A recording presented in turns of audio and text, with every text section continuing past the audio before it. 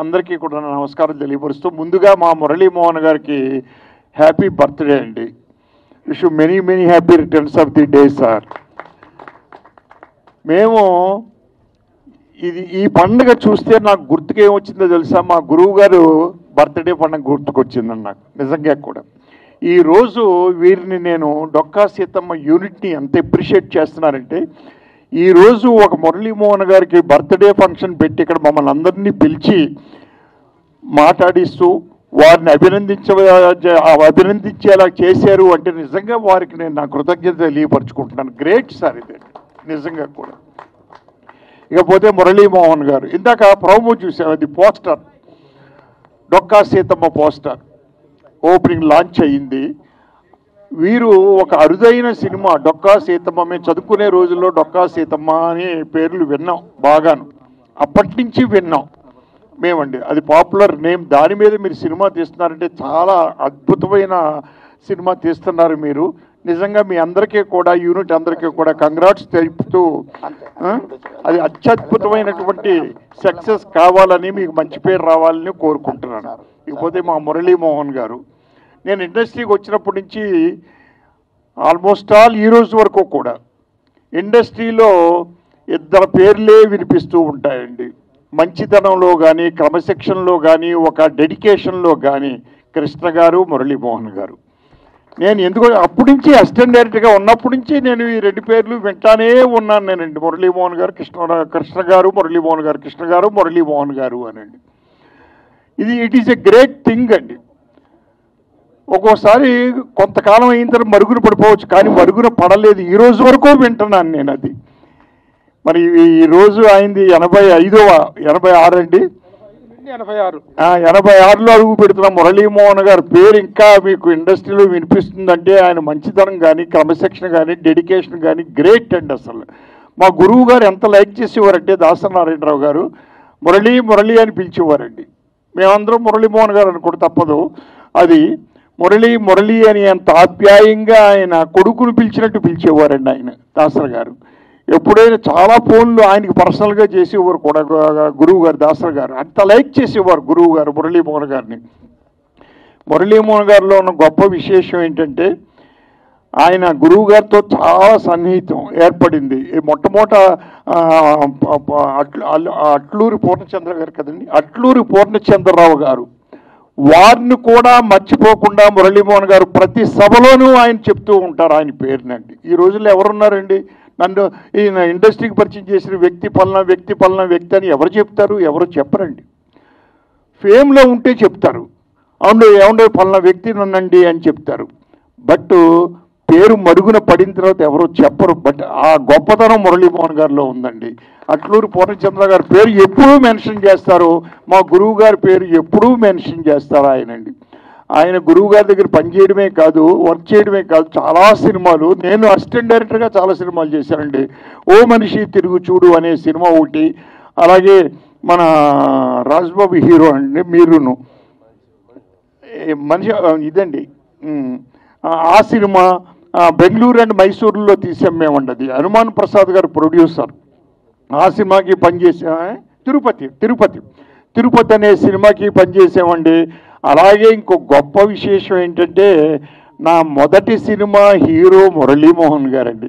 నేను ఇన్ని సినిమాలు చేసినా నా మొట్టమొదటి మెట్టు మురళీమోహన్ గారి హీరో నాకండి. మురళీమోహన్ గారు సరిత, దాంట్లో ఆ సినిమా చందమామ అనే సినిమా అండి.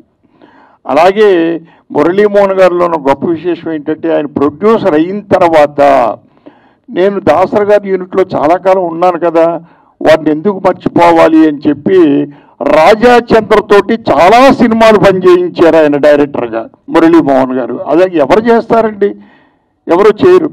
కోడి రామకృష్ణతో చేయించారు, కన్నడంలో నాతో చేయించారు.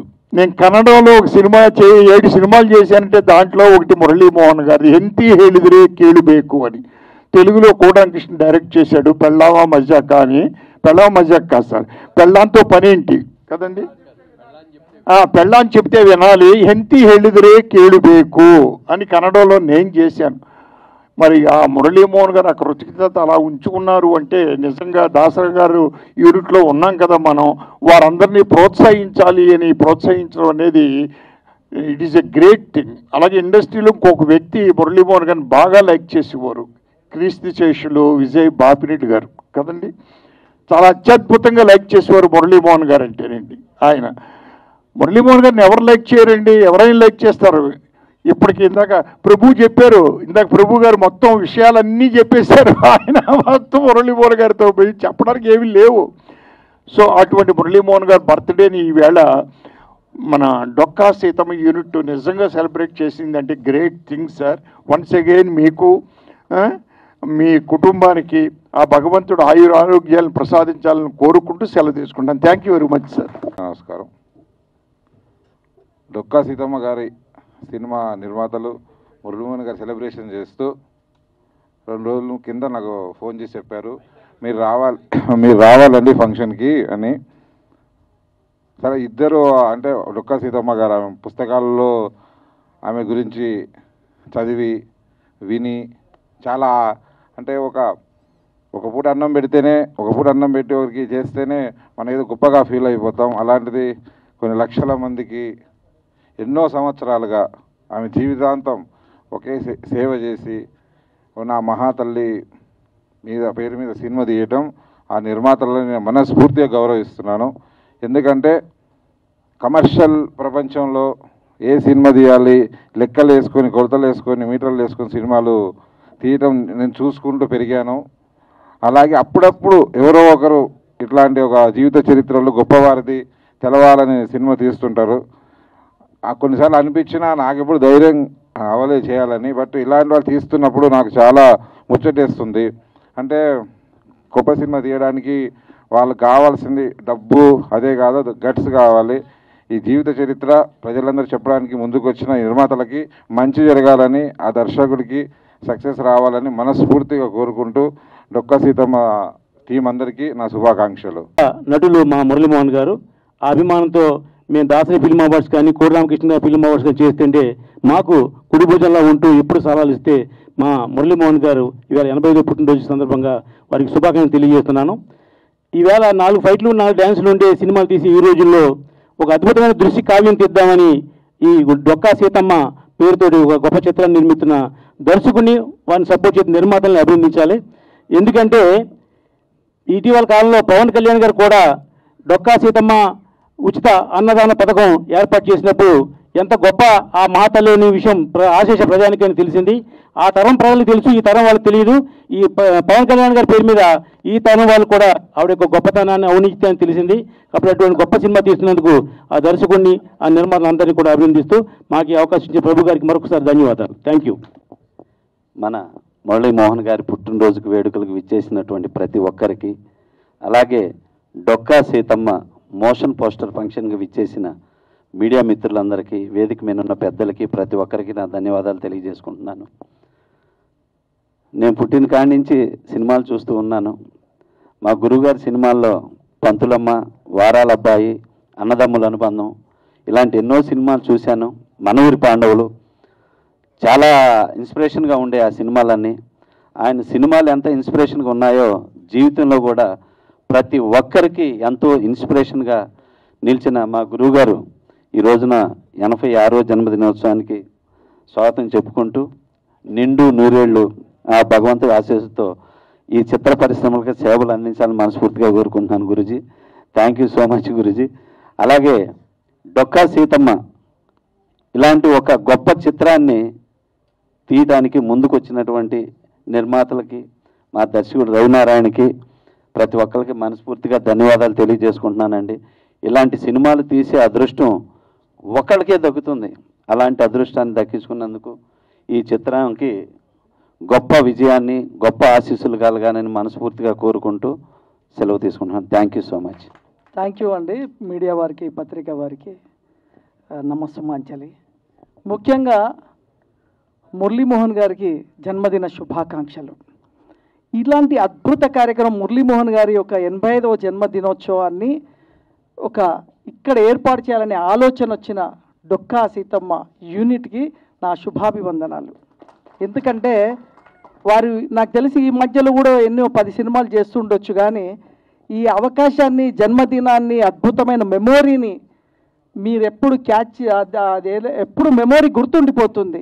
Dokka Seethamma unit producers, directors ఎంత మంచి ఆలోచనతోటి మీరు మురళీమోహన్ గారి జన్మదినం, అది ఒక రంగం కాదు సక్సెస్ అంటే.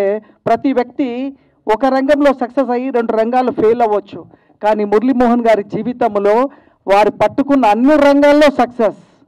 ఒక నటుడిగా, ఒక హీరోగా, ఒక ప్రొడ్యూసర్గా, ఒక రియల్టర్గా, ఒక బిల్డర్గా, ఒక రాజకీయ నాయకుడిగా, పార్లమెంటరీగా, ఎన్ని రంగాల్లో ఈ రోజు వరకు కూడా ఆయన ఇంత ఆరోగ్యంగా ఉండడానికి నేను తెలుసుకున్న కారణం ఒకటే, ఆయన ఎప్పుడు కూడా ఈర్ష్య ద్వేషాలు ఆయనలో కనిపించలేదు.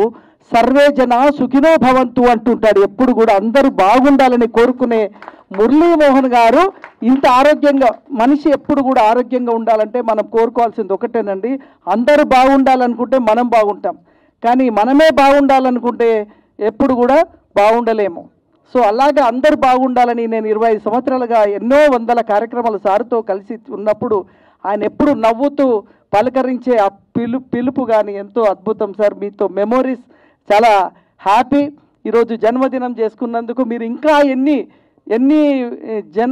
జన్మదినాలు ఇదే వేదికలో ఇలాగే జరగాలని, మీరు 100 సంవత్సరాల వేడుకలో కూడా ఇంతే యాక్టివ్గా, ఇంతే ఎనర్జీగా, ఇంతే సినిమాలు చేస్తూ మీరు ఇలాగే ఉండాలని ఆ భగవంతుని ప్రార్థిస్తూ, మరి ఈ మధ్యన నేను తీసిన జయహో రామానుజ సినిమా రామానుజుడి పాత్ర, వెంకటేశుడి పాత్ర వేయడం వల్ల కొంత నాకు బాగా స్పిరిచువల్గా నా మైండ్లో కూడా బాగా వచ్చేసింది. కాబట్టి ఆ భగవంతుని నేను మిమ్మల్ని ఆరోగ్యాలు ప్రసాదించాలని కోరుకుంటూ, ఇంకొకటండి, ఆరోగ్యమే మహాభాగ్యం అంటారు. 1000 కోట్లు సంపాదించిన వాళ్ళు కూడా 50-60 ఏళ్ళు రాగానే సర్వ రోగాలు వస్తున్న పరిస్థితుల్లో ఈరోజు ఆరోగ్యమే మహాభాగ్యాన్ని కాపాడుకున్న అద్భుతమైన వ్యక్తి మురళీమోహన్ గారు. ఇన్స్పిరేషన్, నాకు రియల్టర్గా ఇన్స్పిరేషన్, ఆరోగ్యంలో కూడా సారే ఇన్స్పిరేషన్ సార్.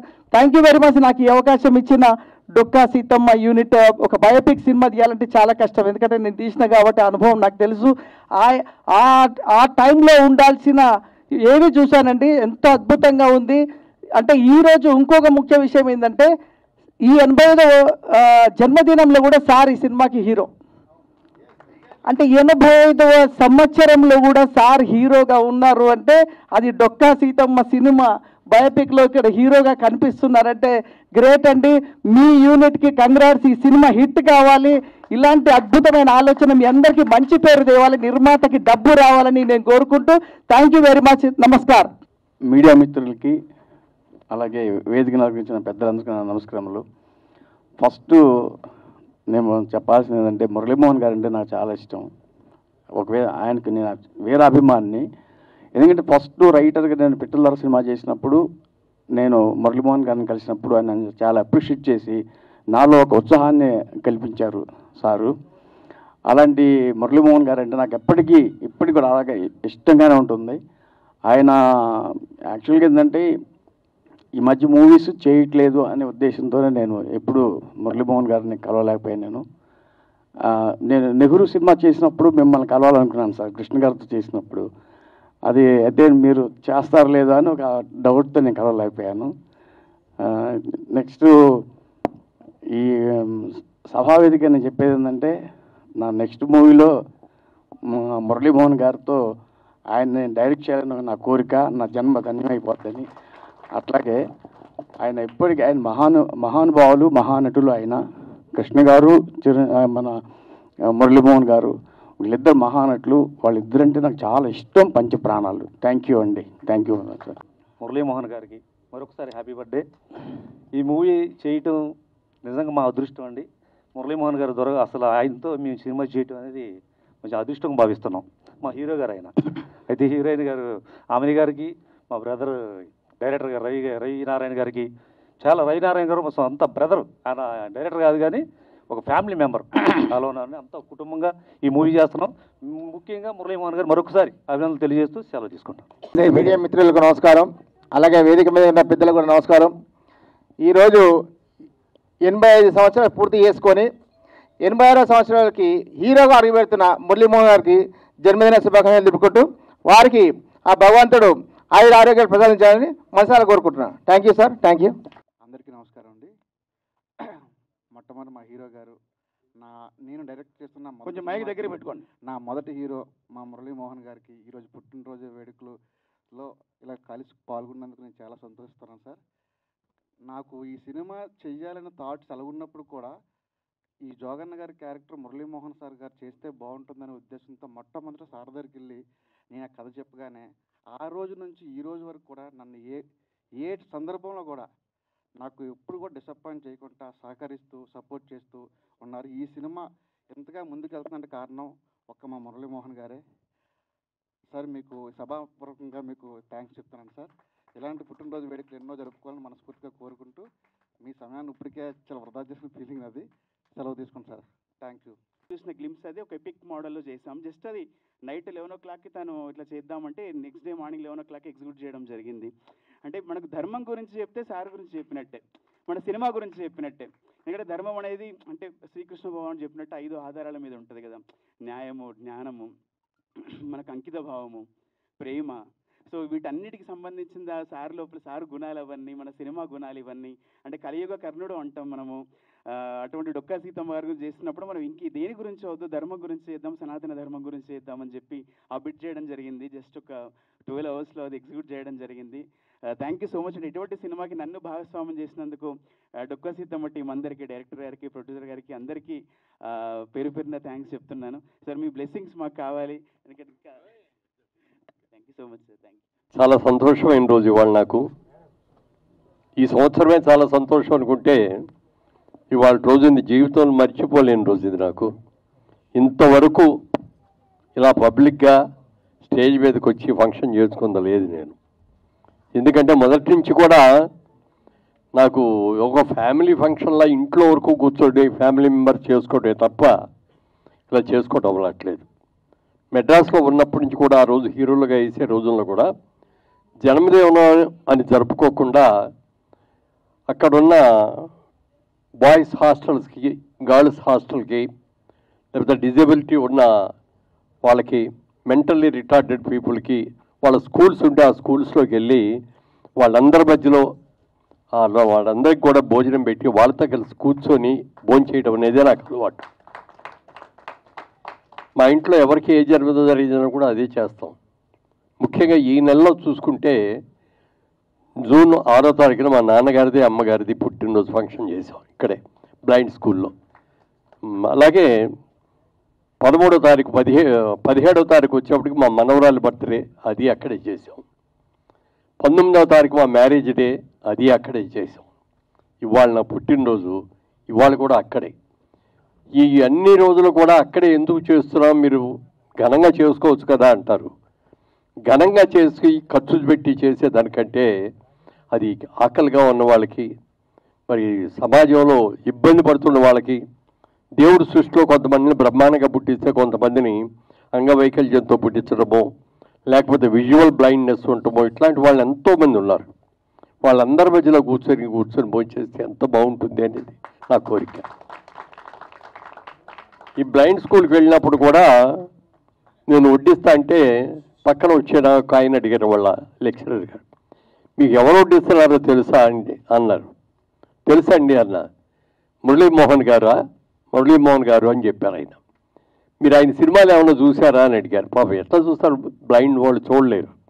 చూసామండి అన్నారు. ఏ సినిమా చూశారు అన్నారు. సినిమా పేరేంటి? రామానాయుడు గారి సినిమా ప్రేమించు సినిమాలు చూసామండి అన్నారు. ఆ సినిమా రిలీజ్ అయిపోయే ముందు రామానాయుడు గారు బ్లైండ్ స్కూల్లో ఉన్న పిల్లలందరూ కూర్చో ప్రివ్యూ షో వేశారు. ఆ సినిమా చూసి వచ్చిన తర్వాత బయటకు వచ్చిన తర్వాత వాళ్ళందరూ కూడా కళ్ళు దృష్టి లేని వాళ్ళు కూడా కళ్ళెమంట నీళ్లు పెట్టుకుంటూ బయటకు వచ్చి అందరినీ అభినందించడంతో పాటు నా దగ్గరకు వచ్చి నన్ను అందులో ఆ బ్లైండ్ గర్ల్ ఫాదర్ క్యారెక్టర్ నేను వేశాను. అమ్మాయిని కష్టపడి చదివించుకొని అమ్మాయిని పైకి తీసుకొచ్చి యూనివర్సిటీ ఫస్ట్ చేసి అలాంటి క్యారెక్టర్స్ నన్ను వాళ్ళందరూ కూడా నాన్నగారు అని పిలిస్తే ఎంతో సంతోషం వేసింది. ఆ సినిమాకి నాకు ఆంధ్రప్రదేశ్ నంది అవార్డ్స్లో బెస్ట్ క్యారెక్టర్ యాక్టర్ అవార్డు వచ్చింది. ఆ సినిమాకి మంచి ఉత్తమ చిత్రంగా అవార్డు రావటం కూడా జరిగింది. అందుకని సాధ్యమైనంత వరకు అలాగే చేసుకోవటమే అలవాటు. ఇవాళ కూడా అలాగే చేసుకున్నాను. కానీ చిన్నప్పటి నుంచి మా అమ్మగారు చెప్తూ ఉండేవారు, మా వాడికి దిష్టి తగులుతుందండి బాగా ఎక్కువగా, పండగ వచ్చిందనో లేకపోతే పుట్టినరోజు వచ్చిందనో కొత్త బట్టలు వేసి ఆవిడే తలదువ్వేవారు. చిన్నప్పుడు తలదువ్వి అట్లా బజార్కి పంపిస్తే ఇల్లు వచ్చేటప్పటికి జ్వరం రావటమో దగ్గు రావటమో నీరసం రావటమో వచ్చేది. అందుకే నేను బయటికి పంపడం, కూర్చో ఇంట్లోనే ఉండు అని అప్పుడు ఆవిడ దిష్టి తీసి మళ్ళీ ఏదో భోజనం పెట్టి అట్లా కూర్చోబెడితే తగ్గేది.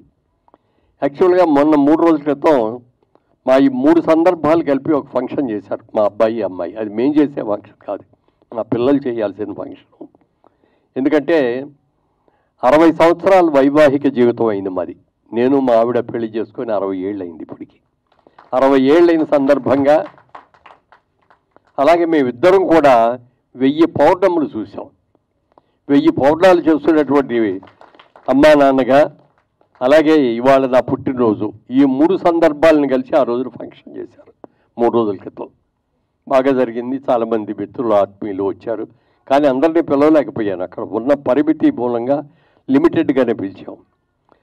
ఆ రోజు వచ్చిన తర్వాత ఇప్పుడు రాత్రి బాగానే ఉన్నాను. నెక్స్ట్ డే మార్నింగ్ లేచేటప్పటికి ఒళ్ళంతా నొప్పులు, జ్వరము ఇవన్నీ వచ్చేసి ఆ రోజు అక్కడే అన్నారు కొంతమంది, బాగా ఏమండి మీరు ఇంటికి వెళ్ళగానే దిష్టి తీయించుకోండి 4-5 చెప్పారు ఇదే మాట. ఇంకా ఇప్పుడు ఎవరు దిష్టి కొడతారు లేవే, ఆ దిష్టి కొట్టే రోజులు పోయినాయి అనుకున్నాయి. నిన్నంతా జ్వరంతో పడుకున్నా. ఇవాళ రోజులన్నా బ్లైండ్ స్కూల్కి వెళ్దాం, అక్కడికి వెళ్ళి వడ్డించాలి మనం అని అనుకుంటే మార్నింగ్ నుంచే మోషన్స్ పట్టుకున్నాయి. ఈయన చెప్పారు, వీరికి కూడా రాము చెప్పయ్యా డైరెక్టర్ గారికి, వాళ్ళకి, ప్రొడ్యూసర్లకి, నేను రాలేకపోతున్నానండి అండి, మీకోసమే చేస్తున్నారండి, బర్త్డే ఫంక్షన్ చేస్తున్నారండి, మీరు రాకపోతే బాగోదండి, ఒక అరగంటను ఉండేలండి అంటే సరే అని ఓపీ చేసుకొని వచ్చాను. వచ్చే ముందు కూడా ట్యాబ్లెట్ ఒకటి వేసుకొని మళ్ళీ ఎమర్జెన్సీ రాకుండా అటు పరిగెత్తే పని లేకుండా వచ్చాను. ఇవన్నీ ఎందుకు చెప్తున్నానంటే ప్రజలకి నా మీద ఉన్న ప్రేమే. దిష్టి అనేది ఎవరికి పడితే అడిగి దిష్టి తగలదండి. ఓ ప్రేమించిన వాడికి, ఒక మంచి వాడికి, మన ఆత్మీయుడిగా అనుకున్న వాళ్ళే దిష్టి తగులుతుంది. సరే, కొంతమంది దిష్టితో కళ్ళతో చూసే వాళ్ళు ఉంటారు, నల్లరాయి కూడా పగిలిపోతుంది అంటారు దిష్టికి. అలా నల్లరాయిని కాపోకపోయినా మరి ఈ విధంగా మళ్ళీ ఆరోగ్యంగా మీ ముందు చూడటం అనేది నాకు చాలా సంతోషంగా ఉంది. ఇవాళ జరుగుతున్న ఇంతవరకు సినిమా ఇండస్ట్రీలో 350 సినిమాలు చేశాను. ఎప్పుడు ఇలా వేదిక మీద నా బొమ్మ వేసి ఇలా జరగడం ఇదే ఫస్ట్ టైం. నేను చెప్తున్నానండి, ఈరోజే ఫస్ట్ టైం. ఎప్పుడు జరగల ఇట్లా. అలాంటి చిన్న నిర్మాతలైనా చాలా ప్రేమతో, అభిమానంతో ఇది చేసినందుకు మనస్ఫూర్తిగా వారిని అందరినీ కూడా అభినందిస్తున్నాను. ఇలాంటి అవకాశం నాకు ఇచ్చినందుకు చాలా చాలా సంతోషం. ఇక మా రేలంగి నరసింహారావు గారు ఇందాక చెప్పారు, ఆయన చందమా హీరో ఆయనేనండి. ఆయనతోనే ఆయన ఆయన నాతో హీరోగా చేసిన పుణ్యమో ఏమో తెలియదు కానీ 1000 చందమామలు చూసాం నేను, మా ఆవిడ కూడా. అలాగే రామ్ సత్యనారాయణ గారు, ఆయన నిర్మాతల పట్ల దేవుడు. ఆయన ఎందుకు మాట్లాడుతున్నానంటే ఆయనంతటిగా ఆయన తీసిన సినిమాలే కాకుండా ఎంతోమంది సినిమా తీద్దామని మొదలుపెట్టి మధ్యలో ఆగిపోయిన వాళ్ళందరూ కూడా పిలిచి, మీకు ఎందుకు ఆ సినిమా సగం నేను పూర్తి చేసి నేను రిలీజ్ చేస్తానని చెప్పి ఎంతోమందిని ఆదుకున్న వ్యక్తి. చాలామందికి తెలుసో తెలియదో, ఏంటంటే 100 పైన తీశారు, 115 సినిమాలు తీశారు ఆయన. అంత మంచి నిర్మాత, అంత మంచి వ్యక్తి. చిన్న నిర్మాతలు వస్తారు, వాళ్ళకి ఏదైనా ఇబ్బంది పడితే మనం ఆదుకోవాలి అనేటువంటి మంచి మనసున్న వ్యక్తి ఆయన రామ్ సత్యనారాయణ గారు. అలాగే ఇక డొక్కా సీతమ్మ గారి గురించి, మాది వెస్ట్ గోదావరి ఈస్ట్ గోదావరి రెండే అనుకోండి. పుట్టింది వెస్ట్ గోదావరిలో అయినా నేను పార్లమెంట్ సబ్జెక్ట్గా చేసింది ఈస్ట్ గోదావరి రాజమండ్రి నుంచి. ఆవిడ కూడా ఆ జిల్లాకి సంబంధించిన ఆవిడ. ఎంతోమంది ఎన్నో రకాలుగా చెప్పారు డొక్కా సీతమ్మ గారి గురించి. కానీ నేను పుట్టేటప్పటికే ఆవిడ చనిపోయినట్టున్నారు, అప్పటికే పోయారు ఆవిడ. కానీ అందరూ చెప్పటం వింటం, ఆ ఆవిడ బుక్ కూడా ప్రింట్ చేస్తే అది చూడటం జరిగింది. లాస్ట్ టైం రాజమండ్రిలో ఉండగా పుష్కరాలు జరిగినాయండి. ఆ పుష్కరాలు కూడా మామూలుగా పుష్కరం అంటే 12 సంవత్సరాలకు ఒకసారి జరుగుద్ది. అలాంటి 12 సంవత్సరాలకు ఒకసారి జరిగేటటువంటి 12లో 144 సంవత్సరాలకు ఒక్కసారి మాత్రం జరిగే మహాపుష్కరం చేశాం మేము ఉండగా. ఆ టైంలో మన డొక్కా సీతమ్మ గారి నాటకం పోటీలు ఆ రోజున నంది నాటకోత్సవాలు చేశాం రాజమండ్రిలో ఘనంగా, చాలా ఘనంగా. దాంట్లో ఆ నాటకానికి ఆల్మోస్ట్ ప్రైజులన్నీ దానికే వచ్చేసి, సీతమ్మ గారికి వచ్చింది, మరి అలాగే హస్బెండ్ వేసిన ఆయనకి వచ్చింది, డైరెక్టర్కి వచ్చింది, స్క్రిప్ట్ రైటర్కి వచ్చింది, అన్నీ వచ్చినాయి. తర్వాత చాలామంది ప్రయత్నాలు చేశారు ఇది సినిమా తీయాలి అని. సినిమా తీయాలంటే ఇవాళ సినిమా అనేది కమర్షియల్ సినిమా. ఇందులో ఫైట్లు ఉన్నాయా, ఇందులో కామెడీ ఉందా, ఇందులో ఏమన్నా కళ్ళ నీళ్లు పెట్టేవి ఉంటాయా, ఇట్లా రకరకాలుగా అడుగుతారు. కానీ ఈ సినిమాలో అవేమీ లేవు. లేకపోయినప్పటికీ ఒక అద్భుతమైన వ్యక్తి అన్నమో రామచంద్ర అనే మాట వినపడకుండా, ఆకలి అనే మాట వినపడకుండా వచ్చిన ప్రతి వ్యక్తికి కూడా అన్నం పెట్టాలి అన్న గొప్ప ఆశగా ఉన్నటువంటి తల్లి అది. మీకు ఏది ఇచ్చినా సంతృప్తి కలగదు. 100 రూపాయలు కావాలని వచ్చా అనుకోండి, 1000 రూపాయలు తీసుకోవయ్యా అని ఇచ్చినా ఆ క్షణం సంతోషిస్తాడు, వెళ్ళిపోతాడు. ఏం 1000 ఇచ్చాడు, 10,000 ఇవ్వచ్చు కదా, ఏంటో బాగా సంపాదించాడు కదా, 1,00,000 రూపాయలు ఇవ్వచ్చు కదా అనుకుంటారే తప్ప చాలండి చాలా థ్యాంక్స్ అని అనరు. ఒక్క అన్నం పెట్టినప్పుడు మాత్రమే, ఆకలితో వెళ్ళి అన్నం పెట్టినప్పుడు మాత్రమే కడుపు నిండా తిని బాబు ఇంకొంచెం వడ్డించుకోండి చాలమ్మా, చాలా అసలు సంతృప్తిగా తిన్నాను తల్లి, చాలు తల్లి నేను చల్లగా ఉండాలని దీవించలేది ఒక్క అన్నదానం చేసినప్పుడు. అలాంటి గొప్ప వ్యక్తి అన్న ఈవిడ డొక్కా సీతమ్మ గారు. ఆయనకి రాజమండ్రిలో ధవళేశ్వరం పెద్ద ప్రాజెక్ట్ ఉంది, మీకు అందరికి కూడా తెలుసు కదా, ఆనకట్ట. అదే కాటన్ దొరగారని ఆయన ఒక అమెరికన్, ఇంగ్లాండ్ యూకేలో ఉండే ఇంజనీర్. ఆయన అప్పుడు బ్రిటిష్ వారి పరిపాలనలో ఉండటం మూలంగా ఆయన ఇక్కడికి వచ్చినప్పుడు అక్కడ గోదావరి నీరంతా కూడా సముద్రంలో కలిసిపోతుంది, ఇక్కడ ఒక ఆనకట్ట కట్టాలి అని అనుకున్నప్పుడు వాళ్ళు ఆయనను ఇంకో ఆయన కలిసి గుర్రాల మీద ఆ ఏరియా కొండలు గుట్టలు అవన్నీ కూడా తిరిగి ఓ టైంలో గోదావరి నదిలో తుఫాను వస్తుంది, వీళ్ళు ఇరుక్కుపోయారు. ఏం చేయాలో తెలియని పరిస్థితి, బతుకుతారో లేదో తెలియదు, ఆకలి విపరీతంగా వేస్తోంది. అమ్మా సీతమ్మ తల్లి ఆకలిగా ఉంది అని చెప్పి వీళ్ళు గట్టిగా అరిచారట. ఆ అరుపులు ఆవిడకి వినపడి అప్పటికప్పుడు వంట చేసి భర్తను పిలిచి అర్జెంటుగా వాళ్ళు గోదావరిలో మునిగిపోయేటట్టున్నారు, చచ్చిపోయేటట్టున్నారు, తీసుకెళ్ళి ఇచ్చిరండి అని చెప్పి ఇచ్చి పంపిన గొప్ప తల్లి. ఆ మరుసటి రోజు వాళ్ళు దగ్గరకు వచ్చారు, ఈవిడ దగ్గరికి వచ్చి, అమ్మా మేమేనమ్మా నిన్ను వచ్చింది, నువ్వు పెట్టబట్టి బతికాము, నిన్ను ఇంత గొప్ప తల్లిని, ఇంతమందికి ఆకలి తీర్చేటటువంటి సీతమ్మ గారి గురించి మా దేశంలో మా చక్రవర్తి గారు, మా రాజుగారు, మా దేవుడు, మా ప్రెసిడెంట్ మిమ్మల్ని రమ్మని పిలిచారండి, ఆహ్వానం ఇచ్చారు. ఆ ఆహ్వానం ఇవ్వటం కోసం మేము మీ దగ్గరకు వచ్చామని అని చెప్పింది ఆవిడ. చెప్తే అప్పుడు ఆవిడ, నేను ఎక్కడికి రానయ్యా, నేను దానికోసం వెళ్తే ఇక్కడ ఆకలిగా వచ్చే వాళ్ళందరికీ ఎవరు ఉండి పెడతారు, నేనేమి రానొద్దు అంటే అప్పుడు ఆయన అడిగారట, ఒక ఫోటో ఉంటే ఇవ్వమ్మా నాకు, చిన్న ఫోటో తీసుకొని వెళ్ళి అక్కడ పెట్టి ఆయన కూర్చున్న కుర్చీ పక్కన ఆ ఫోటోని పెట్టి దండేసి ఇది చేశారట. అది ఆవిడ గొప్పతనం. చాలామంది నిర్మాతలు తీయాలి అనుకున్నారు, ఎవరు డేర్ చేయాల. అలాంటిది మా నిర్మాతలు వీళ్ళందరూ, ఆ దర్శకుడు కానీ ఇది చెయ్యాలి, దీంట్లో లాభం ఎంత వస్తుందని కాదు, ఇది ఒక కళాఖండం లాంటి సినిమా, ఒక కన్న తల్లి ఆకలిగా వచ్చిన వాళ్ళకి అన్నం పెట్టిన చిత్రం ఇది, ఈ చిత్రం తీయాల్సిందే, ఎంత లాభం వచ్చినా నష్టం వచ్చినా అని అనుకోవటం. దానికి అనేక మంది మిత్రులందరూ కూడా చిన్న పెద్ద అని లేకుండా అనేక మంది సహకరించి వచ్చారు. ఇంతమంది సహకరించింది ఎప్పుడు కూడా సక్సెస్ అవుతుందండి. ఎందుకో చెప్తున్నానంటే, హైదరాబాద్లో తీసిన మొట్టమొదటి సినిమా గురించి మీకు ఎవరికైనా గుర్తుందో లేదో, మా ఇంటి మహాలక్ష్మి అని పి గంగాధరరావు గారు ప్రొడ్యూసరు, జి రామిరెడ్డి గారు డైరెక్టర్, రామిరెడ్డి గారు, అందులో గుమ్మడి గారు, జమున్ గారు, ఇంకా హర్నాథ్ గారు, డాక్టర్ ప్రభాకర్ రెడ్డి గారు, వీళ్ళందరూ కూడా యాక్ట్ చేశారు. ఆ సినిమా రిలీజ్ చేసినప్పుడు వాళ్ళు ఎవరి దగ్గర కూడా డబ్బులు లేవు.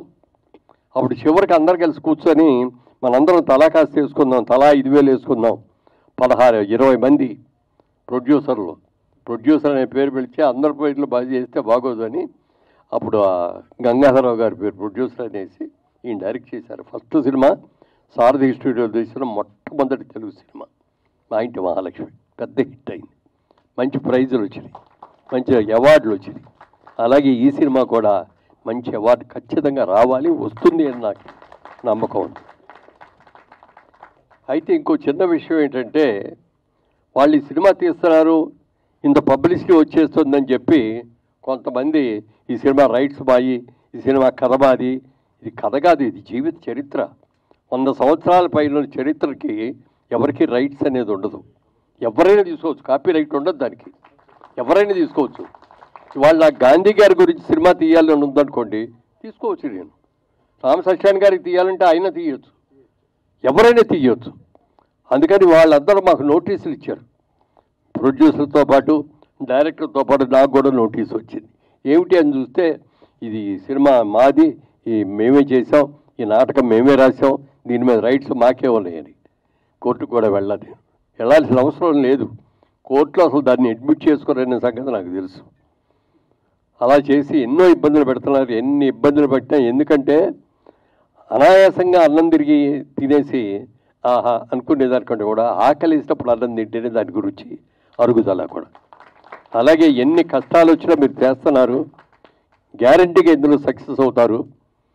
డబ్బులు ఎంత వస్తాయనేది నేను చెప్పలేను, గ్యారంటీగా రివార్డు మాత్రం డెఫినెట్గా వస్తుందండి. ఇది చక్కగా తీస్తే స్టేట్ అవార్డే కాదు, నేషనల్ అవార్డు కూడా రావాలని మనస్ఫూర్తిగా కోరుకుంటూ, ఇంత మంచి విజయం ఇంతమంది చిన్న చిన్న నిర్మాతలందరూ కూడా సహకరించి చేస్తున్నందుకు అందరినీ కూడా మనస్ఫూర్తిగా అభినందిస్తూ సెలవు తీసుకున్నాను. Thank you.